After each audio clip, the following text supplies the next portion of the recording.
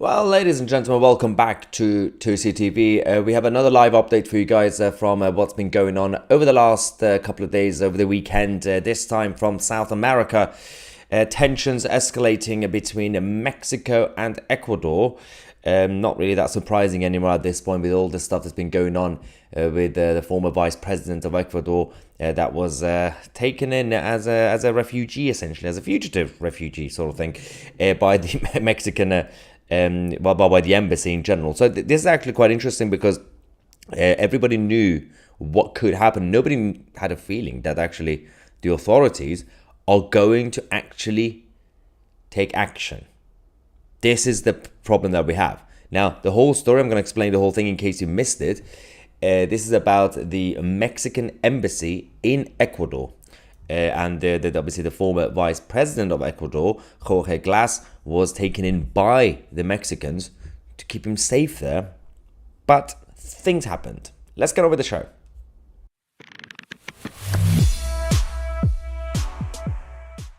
Alright, so we are talking about Jorge Glass. So this man is under investigation, let's just say, over corruption and many other issues. He decided to go into hiding. He went to the Mexican embassy in Ecuador.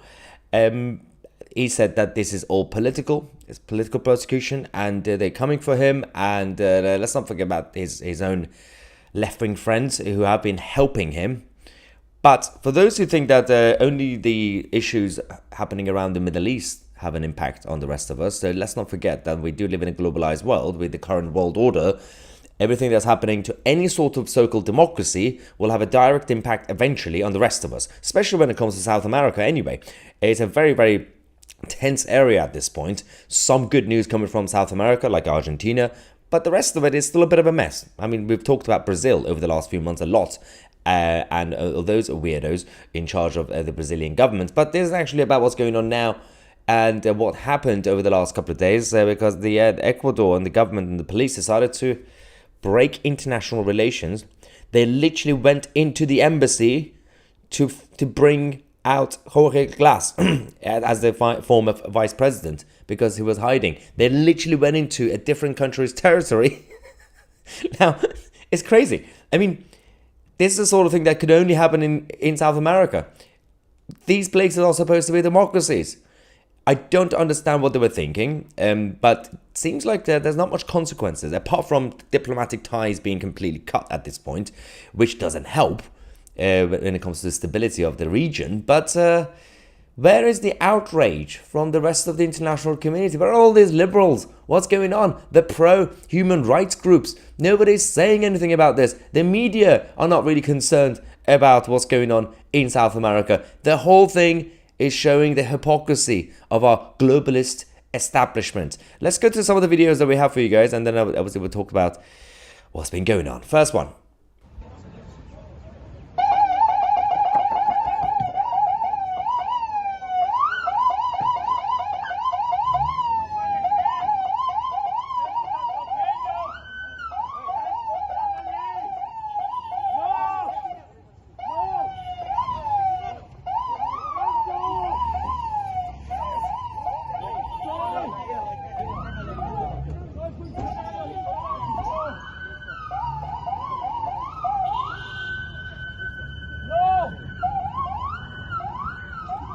Es un atropello. Es contra la norma.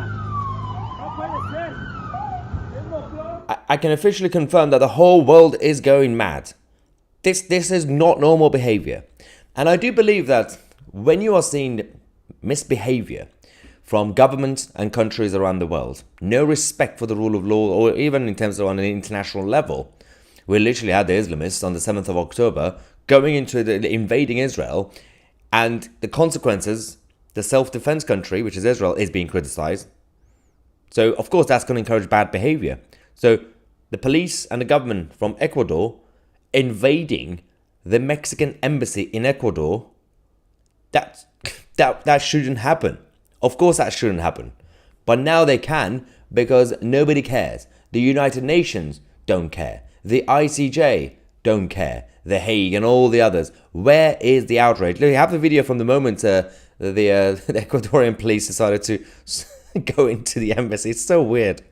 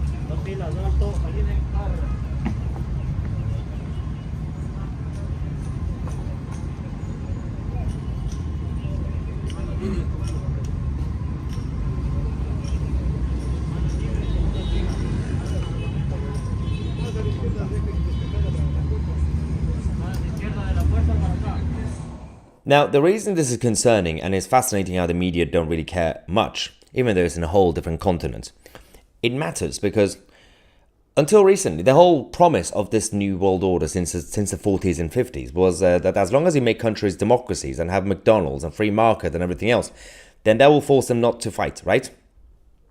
That was the whole point. World peace. Relatively, right? And we were seeing this sort of stuff, even until recently, in dictatorships. And, you know, some banana republics. They're all basically banana republic at this point. They're all completely messed up situation. This is encouraging bad behavior, and instability is going to go spread around the world because we live in a globalized world. So don't be surprised if something, I know it sounds exaggerated, but if you're not careful, the lack of respect when it comes to the rule of law and democracy could happen here as well. It's already happening, but in terms of to this level, where you could easily have embassies being taken over randomly, like what happened in the 80s with the Iranian embassy in London. It's disgusting. It's worrying. And it seems like the establishment want us to be distracted with other stuff. Now, first things first, let's talk about glass, because the whole thing was that obviously the Ecuadorian decided to go into the Mexican embassy to bring out Jorge Glass, who is the former vice president of Ecuador, and they're chasing him basically. He was a career politician, let's just not forget. In case you don't know much about him, he was also an electrical engineer by training in terms of his profession technically, but most of it is just career politician. He did lead Ecuador's ministries of telecoms and strategic sectors, coordinating, he also became the running mate as a left-winger of the former president, Correa, and this was obviously about 10 years ago. He did serve as Korea's vice president between 2013 and 2017 for about 4 years, and then all the corruption allegations and everything else obviously came out. He did say the whole program was that, hey, I'm a good guy, I just want to help people after the earthquake in 2016, we want to rebuild the country, blah, blah, blah. It didn't really happen, by the way, as usual, politicians talking nonsense. He's in his 50s, about 54, and he did move into the Mexican embassy in December, on the 17th of December, seeking asylum because they were saying that he's been politically persecuted by Ecuador. But at the same time, there's a lot of allegations about mismanagement of funds, which was meant to be for the earthquake recovery. The whole thing that he promised. He took the money apparently. But are you surprised? I mean, I'm not going to say that the allegations are definitely true, but I wouldn't be completely shocked if they are. But the Mexican government decided to grant him political asylum only 3 days ago on Friday. And then the moment they did this, you had the Ecuadorian going crazy, storming into the embassy, dragging him out. This is not normal stuff, guys. This is bad. Let's go to the next video we have from that night.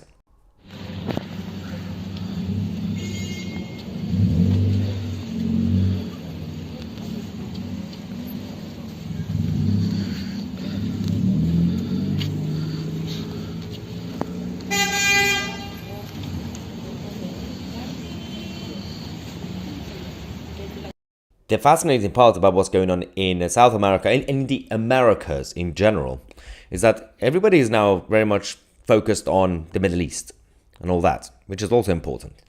But there is a lot of weird stuff happening. Instability. I mean, we talked about Haiti. We talked about, obviously, Ecuador. We've been talking about Mexico a lot as well, especially when it comes to the border situation. It seems like the Mexican government have been allowing people from North Africa and China and other places to use Mexico to go into America. So everything is a bit of a mess anyway. We had, obviously, some clashes in Chile and many other areas that we've had. Colombia had some issues recently as well. It seems like disruption is happening all at once in different places, in different continents at the same time. That should make you worried, even if it's in a different continent, because it's not like we are currently living in properly safe and stable countries right now in the West, whether you're watching this from New Zealand, Canada, or France, or the United Kingdom. It doesn't help when the rest of the world is also becoming less stable, and we don't know what we're doing in terms of our governments and our establishment. So whether it's Ecuador, whether it's Venezuela, whether it's Haiti with the cannibals and all the other stuff, it's not looking too good. Let's go to the next video we have from the night when the Ecuadorians decided to storm into the Mexican embassy.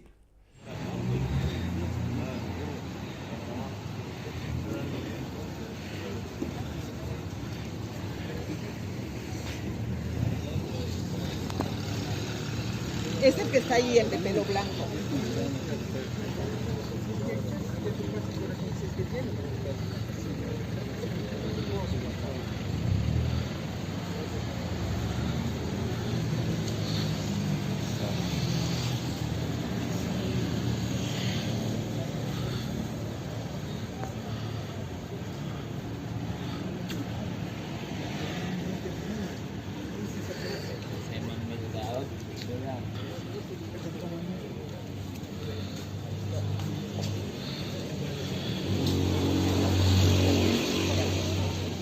Completely surrounded the building. By the way, this is not normal police force. These are the military police. They literally brought in the military police.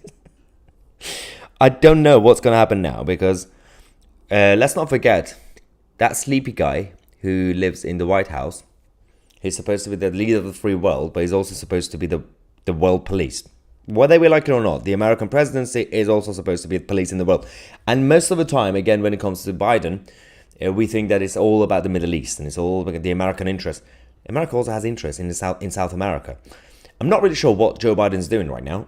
Does he want this to happen? Does he want more destruction? Because it would not help the border situation in for example, Texas or even California. The more you're going to be doing this, the more you have less stable regimes in South America or Central America. Well, of course, we're going to have more illegal migration. So that's why I don't blame people who say, oh, this is just part of the plan anyway, because it seems completely erratic. It makes no sense why there's no actual order when it comes to the international stuff that's going on. So we had some reaction, by the way. Roberto Canseco, who's the Mexican's head of the foreign ministry and political affairs, coming out to say, at the risk of my life, I defend the honor and sovereignty of my country. We do also have a video from that moment, a few seconds, of course, who is going to be explaining this. Let's go. A riesgo de mi vida, defendí el honor y la soberanía de mi país. Esto no puede ser. Es increíble que haya sucedido algo así. Tengo que reportarlo. This is normal. I mean, again, I know I've been repeating myself, but genuinely matters. And this is motivating me and my channel, Husi TV and everything else, to expand. Mostly because the whole point of it is, people need to be aware of what's going on. Not just in our own countries, but because we live in a globalized world, whether we like it or not. Doesn't mean we have to be globalists, but we do live in a globalized world. Things are happening in different places, will have an impact on us. And I know these sort of, for example, stories might not be interesting enough. People say, oh, I don't really care. Sure. No one is going to force you to get to understand what's going on in Ecuador or in India or wherever. But I do need to try to inform people even more than before, because there is a reason. There must be a reason where the corporate media, even though there are stories that for corporate media, this should be sexy enough for them, right? At least, at best, because they also have to sell. They have to make money. At least it's good enough for them to do it, but they're still not reporting it. Why? Always question it.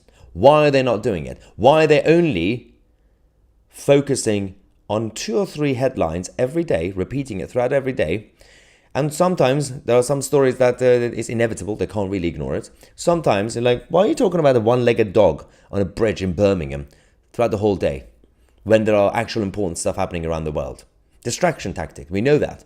And then when you have all media companies doing the same news, and you can judge it as a viewer, you're like, so all of them are focusing on 2 or 3 stories, and they have like one story that seems like important. The second one is like just kind of interesting, but the third one is like, why is it that all the corporate media, BBC News, GB News, ITV News, Channel 4 News, Sky News, CNN, all the others, France 24, they focus on that rather than the actual issues that are affecting all of us? If they are reporting about what's going on, for example, in Lebanon, different continent, nothing to do with England, right? Why they're not reporting on the clashes in between Mexico and Ecuador? And that's just one example. I'm not really saying everybody has to be obsessed with what's going on between Mexico and Ecuador, but the same thing happened with other issues. With Julian Assange, when was the last time the media actually scrutinized the whole thing, what's going on with Assange, and actually report the court cases and everything else? They don't do that. Last year, when we had the uprising in Iran starting, the media, at one point, they were forced to report some of it, mostly because I tried to report a lot on 2CTV, and they invited me to go on all the channels, from BBC, Sky, GB News, all the corporate media. But they still report a little bit, but that's it. There's been issues, actual issues, and again, even internally, those watching, nationalists, fellow nationalists, even in England, we have problems. On a daily basis, they still ignore it. I mean, there's absolute fascination what's going on with the actual establishment of the media in general.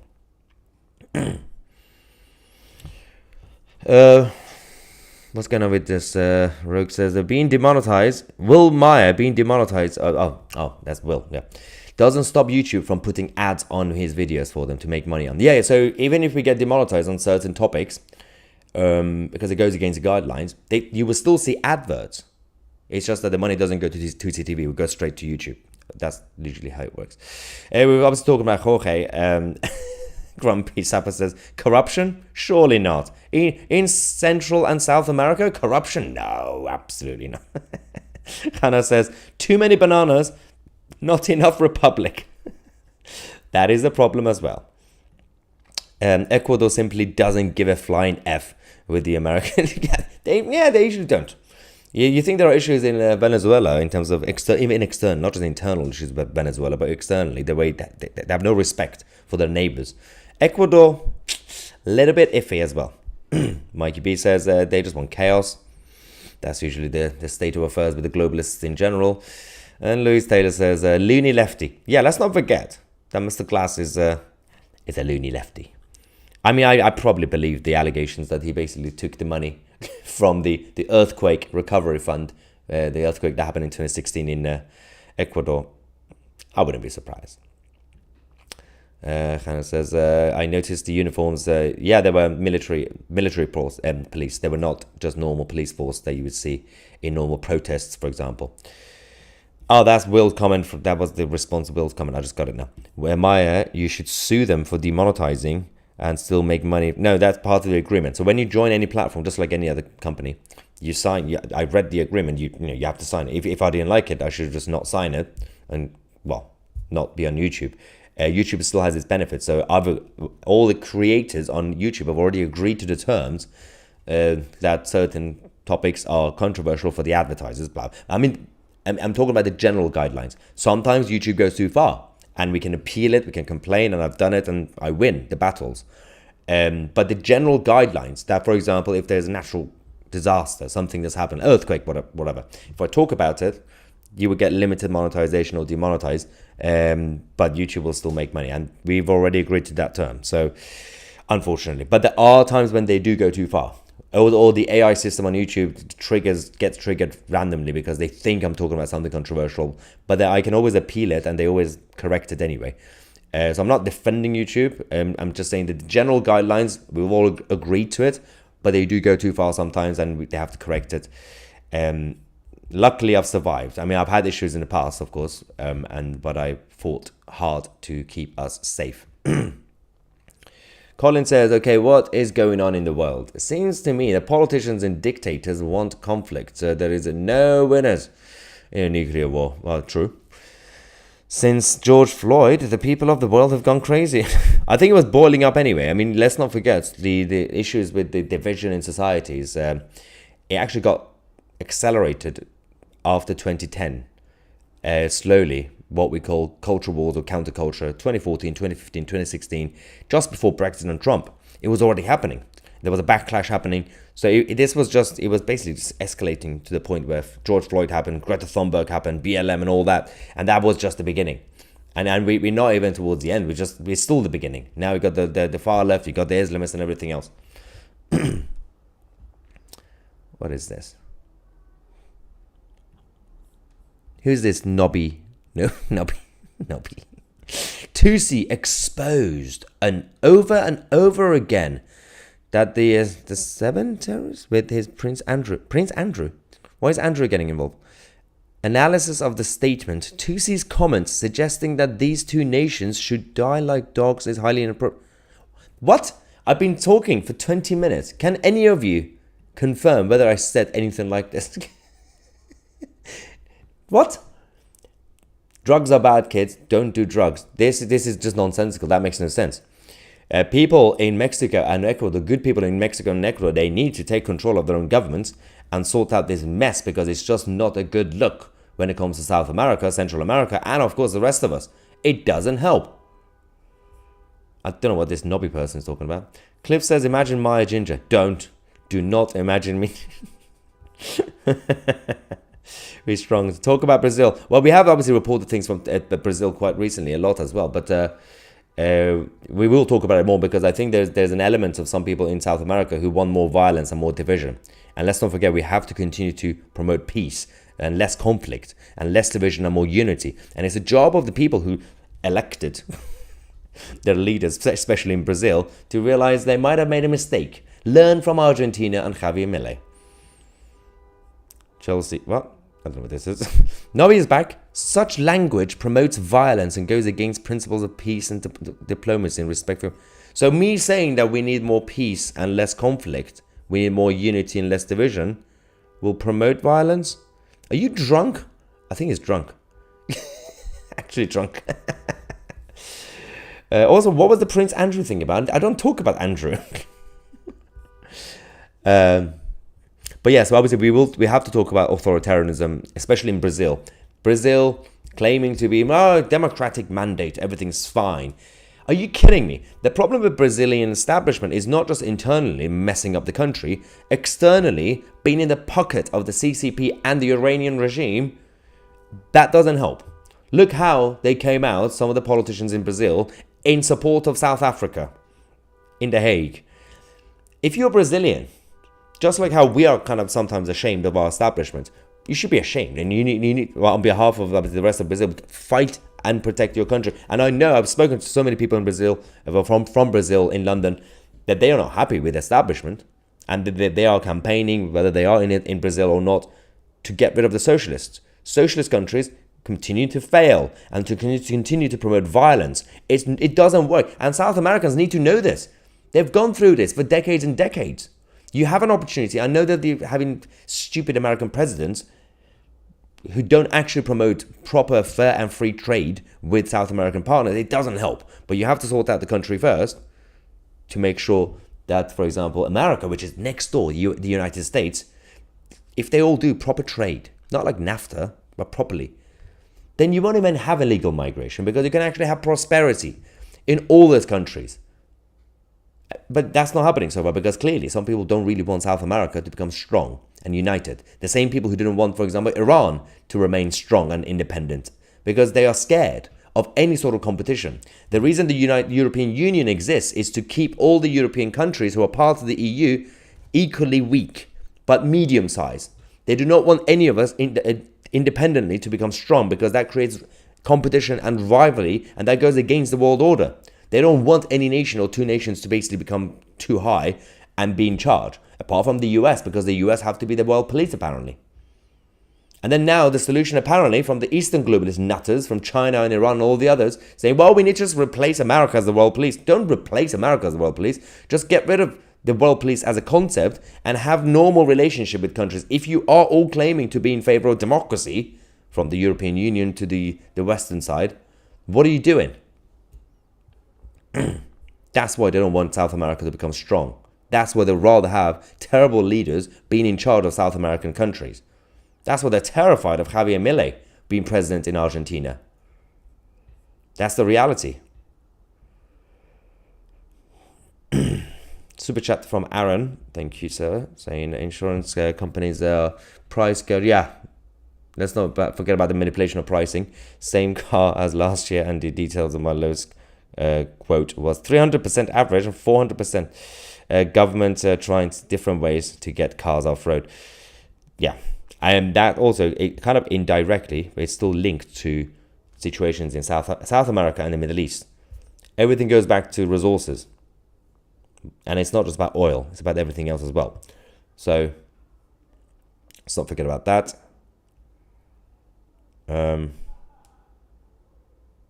is going on? What's this knobby person saying now? Your UK British Soviet Union, that's a whole different country, by the way. 317 years of you all in our English Isles with your junkies and drunks like Johnson and your Is this English? It definitely doesn't sound sober. Oh, Nobby. Well, at least we should welcome Nobby as one of our latest trolls. You know, maybe he could out-troll the other trolls. What is it saying?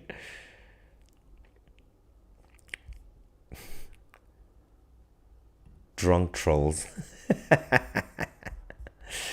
Aaron says, super chat, check your insurances, Maya. They may price you out. Yeah, it's probably a wise advice, Aaron. Definitely. Anyway, so that was the latest update from the mess we are seeing in the Americas in general. I hope this helped with obviously being informed about what's going on and what you're not seeing in the mainstream media. We'll come back later with more updates for you guys. We're going to talk about what's going on with the Islamic community in the United Kingdom, because we have some latest data and stats, really worrying stuff about the Islamic community in the United Kingdom. I'm Maya Tusi, and we are the media.